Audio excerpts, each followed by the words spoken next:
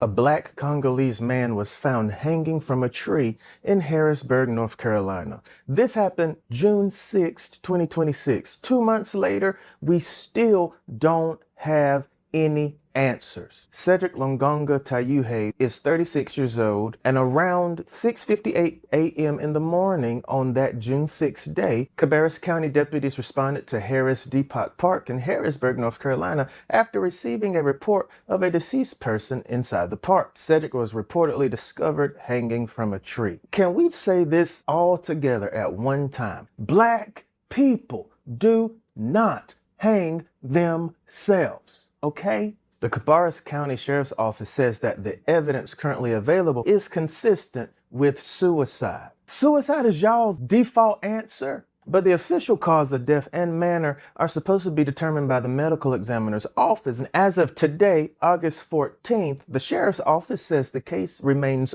open pending those final findings. Authorities say they've conducted a thorough investigation that morning, June 6th, and have taken additional investigative steps since. But because the investigation remains open, they haven't publicly released the evidence behind their findings. Why not?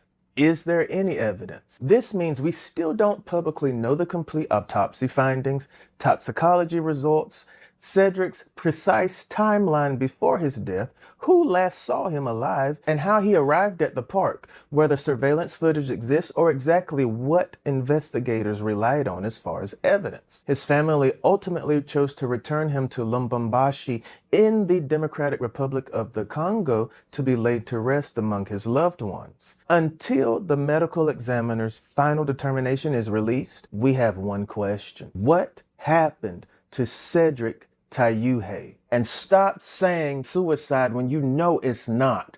Black people do not hang themselves. That is a cop-out statement so you can drag your feet finding out what happened to us.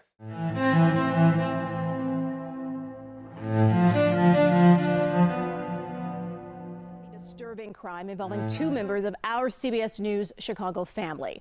A group of men attacked our journalists at the museum campus, leaving one of our live trucks looking like this. Making it even worse, racial hate may have been the motivation.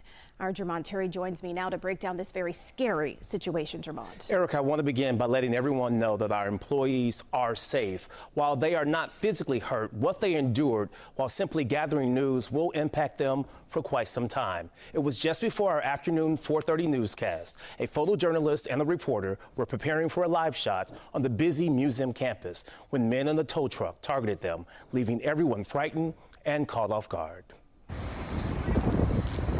Chicago police tape off the lakefront outside the Adler Planetarium. CPD called after two CBS Chicago employees were targeted on the job. It came out of nowhere. These two witnesses visiting Chicago watched as a white tow truck parked directly in front of the CBS News van. At first, a man and a dog got out. It started racial with the cameraman because he was an African-American male. The CBS employees and the witnesses say the white or Hispanic men then moved aggressively toward the cameraman, and racial slurs never stopped. Random hate. That's how you describe it? Absolutely. Remember, the one man had an unleashed dog in the busy public park. He walked up and literally was commanding the dog. The CBS employees and CPD say the man commanded that dog to attack. I think he was trying to, again, intimidate him, to make him scared by having the dog approach first. And when the CBS employee defended himself from the dog, witnesses say that's when the other two men in the tow truck jumped out. And they were saying, leave the dog alone.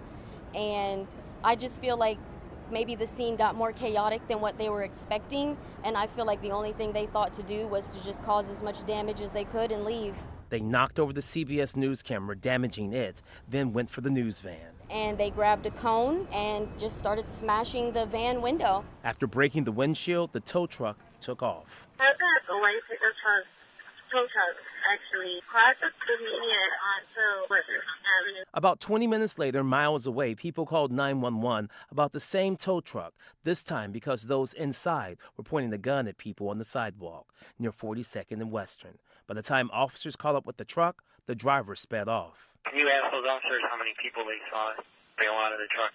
just to confirm. Eventually, all three jumped out before crashing into a squad car. And where's that weapon recovered at? Once arrested, police say they found a weapon in the vehicle. We didn't see any guns in that moment, but to know that it escalated to that, or it could have been that, it's just terrifying.